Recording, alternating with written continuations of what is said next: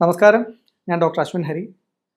ഒരുപക്ഷേ ഭൂമിയിൽ മനുഷ്യൻ ഇന്ന് ഏറ്റവും അധികം ബുദ്ധിമുട്ട് അനുഭവിക്കുന്ന രോഗം ഏതാണെന്ന് ചോദിച്ചു കഴിഞ്ഞാൽ നടുവിന് വേദന എന്നുള്ളത് തന്നെയാണ് അതിൻ്റെ ഉത്തരം.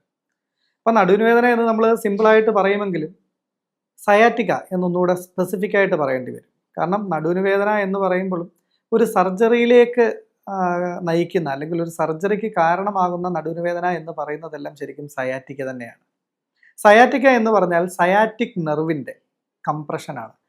നട്ടലിൻ്റെ കശേരികൾക്കിടയിലൂടെ പുറത്തേക്ക് കടന്നു വരുന്ന സയാറ്റിക് നെർവ് റൂട്ടിനെ ഡിസ്ക് പ്രൊലാപ്സ് ചെയ്തോ അല്ലെങ്കിൽ അവിടെ നിന്നും താഴേക്ക് കടന്നു വരുന്ന ഞരമ്പുകൾ പൈറിഫോമിസ് മസിൽ എന്ന് പറയുന്ന മസിലിനിടയിലോ കംപ്രസ്ഡ് ആകുമ്പോൾ ആ സയാറ്റിക് നെർവ് ഏതൊക്കെ ഭാഗത്തേക്കാണോ സപ്ലൈ ചെയ്യുന്നത് അവിടത്തേക്കെല്ലാം കടുത്ത വേദനയും പുകച്ചിലും എരിച്ചിലും സെൻസേഷൻ ഓൾട്ടർ ചെയ്യുക ഇങ്ങനത്തെ പ്രശ്നങ്ങളൊക്കെ ഉണ്ടാക്കുന്ന ഒരു അവസ്ഥയാണ് നമ്മൾ സയാറ്റിക്ക എന്ന് പറയുന്നത്.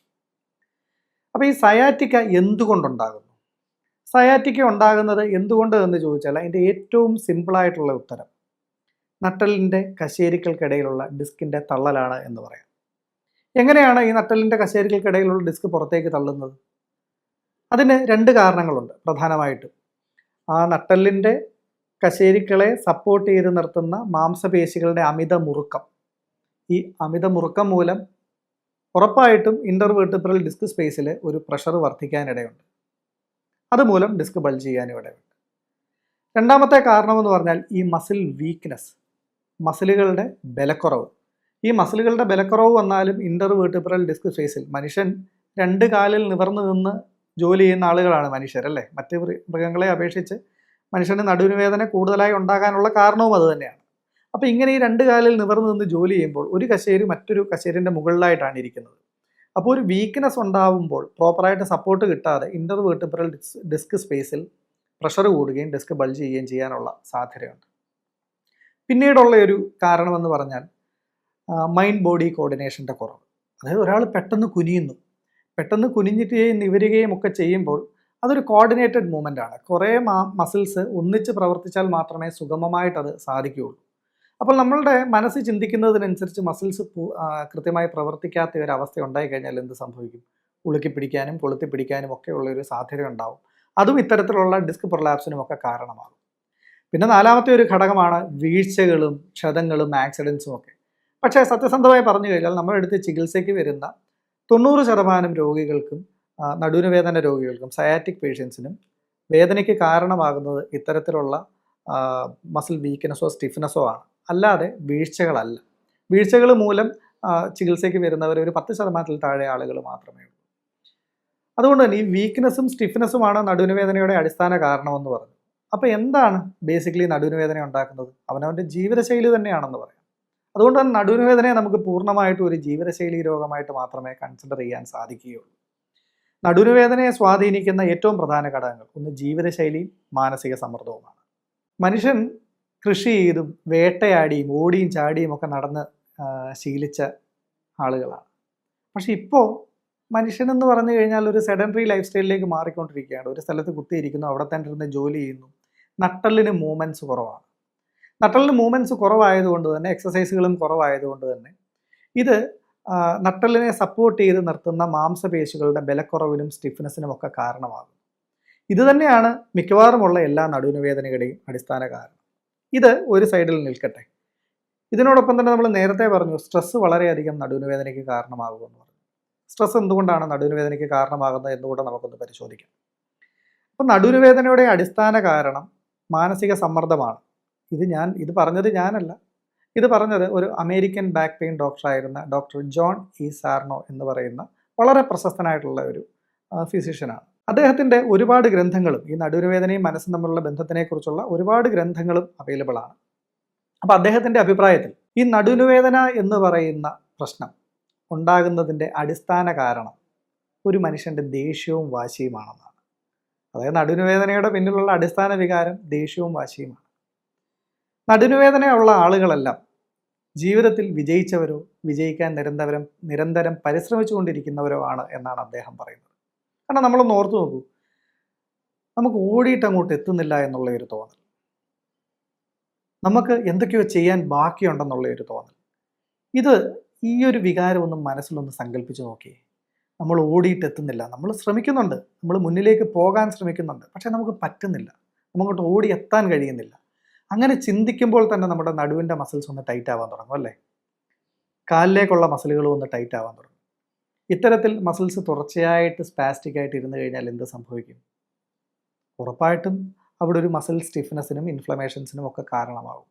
നേരത്തെ നമ്മൾ പറഞ്ഞു, ഒരു ഡിസ്ക് പ്രൊലാപ്സ് ഉണ്ടായി ഒരു സയാറ്റിക് നെർവിനെ കംപ്രസ് ചെയ്യുന്നതിൽ മസിൽ സ്റ്റിഫ്നെസ്സിന് വലിയ റോളുണ്ട് എന്ന് നമ്മൾ പറഞ്ഞു.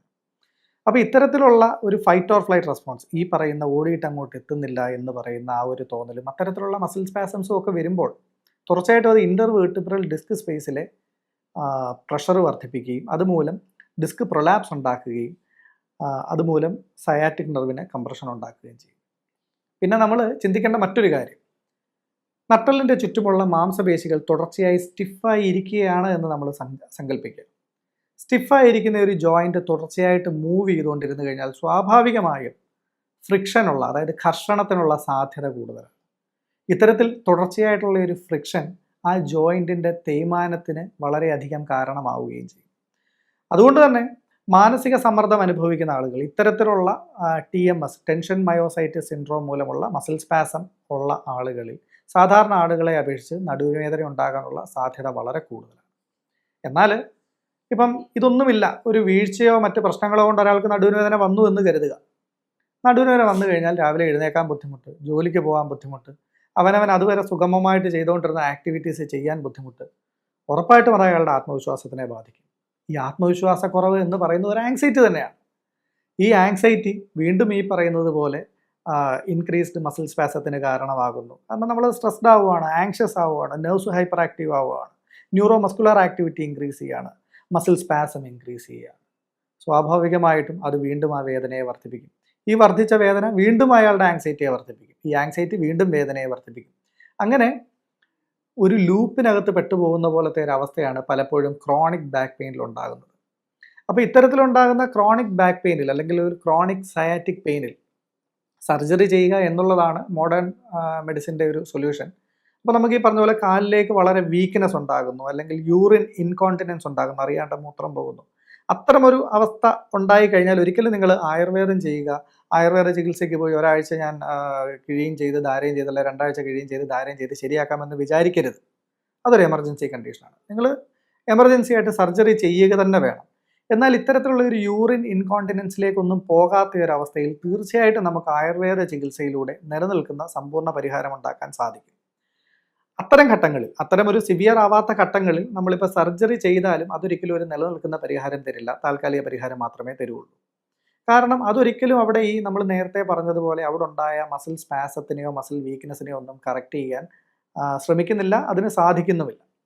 അപ്പോൾ ആയുർവേദത്തിൽ നമ്മൾ കിഴികൾ, ധാരകൾ, ഇത്തരത്തിലുള്ള ചികിത്സകൾ അല്ലെങ്കിൽ വസ്തുക്കളും ഒക്കെ ചെയ്ത് അവിടുത്തെ മസിൽ സ്പാസം റിലീവ് ചെയ്യുകയും അതിനോടൊപ്പം തന്നെ യോഗയിലൂടെ അവിടുത്തെ മാംസപേശികളുടെ സ്റ്റിഫ്നെസ്സിനെ കറക്റ്റ് ചെയ്യാൻ സാധിക്കും. അതേപോലെ തന്നെ വീക്ക്നെസ്സിനെ കറക്റ്റ് ചെയ്യാൻ സാധിക്കും. നമ്മൾ നേരത്തെ പറഞ്ഞ മൈൻഡ് ബോഡി കോർഡിനേഷൻ, അതിനെ ഇൻക്രീസ് ചെയ്യാൻ വളരെ മനോഹരമായിട്ട് യോഗയിലൂടെ സാധിക്കും. പിന്നെ ന്യൂറോ മസ്കുലാർ റെസ്പോൺസ് ടൈം, നമ്മൾ ചിന്തിച്ചിട്ട് ഒരു മസിൽസ് റെസ്പോണ്ട് ചെയ്യാൻ എടുക്കുന്ന ഒരു സമയത്തിനെയാണ് ന്യൂറോ മസ്കുലാർ റെസ്പോൺസ് ടൈം എന്ന് പറയുന്നത്. ഈ ന്യൂറോ മസ്കുലാർ റെസ്പോൺസ് ടൈമിനെയും വളരെ ക്വിക്കാക്കാൻ നമുക്ക് യോഗയിലൂടെ സാധിക്കും. അങ്ങനെ അവിടെ ആ മാംസപേശികൾക്കുണ്ടായിട്ടുള്ള ആ സ്ട്രക്ചറൽ ഡാമേജുകളെ ശരിയാക്കി അതിനെ വീണ്ടും ഹെൽത്തി ആക്കാൻ വേണ്ടി നമുക്ക് ആയുർവേദ ചികിത്സയോടൊപ്പം യോഗയും ചെയ്തു കഴിഞ്ഞാൽ തീർച്ചയായിട്ടും സാധിക്കും. ഇത് മാത്രം പോരാ, നമ്മൾ നേരത്തെ പറഞ്ഞു സ്ട്രെസ് ഒരു വലിയ ഘടകമാണെന്ന് പറഞ്ഞു അല്ലേ? ഒരു ഫൈറ്റ് ഓർ ഫ്ലൈറ്റ് റെസ്പോൺസ്, അല്ലെങ്കിൽ ഓടിയിട്ട് എത്തുന്നില്ല എന്നുള്ള ഒരു തോന്നൽ, അതൊരു വലിയ ഘടകമാണെന്ന് പറഞ്ഞു. അതിനെ പരിഹരിക്കണമെന്നുണ്ടെങ്കിൽ ആ വ്യക്തിയുടെ ആ ഒരു സ്ട്രെസ് ഫാക്ടറിനെ കൂടെ ഐഡൻറ്റിഫൈ ചെയ്ത് സോൾവ് ചെയ്യേണ്ടത് വളരെ പ്രാധാന്യമുള്ളതാണ്. അങ്ങനെ ഈ ഒരു 3 ഡയമെൻഷണൽ ഒരു അപ്രോച്ചിലൂടെ ആയുർവേദവും യോഗയും മനഃശാസ്ത്രവും സമന്വയിപ്പിച്ച ഒരു ചികിത്സയിലൂടെ നമുക്ക് ഈ നടുവിന് വേദനയ്ക്ക് വളരെ സമ്പൂർണ്ണമായിട്ടുള്ള നിലനിൽക്കുന്ന ഒരു പരിഹാരം ഉണ്ടാക്കാൻ സാധിക്കും.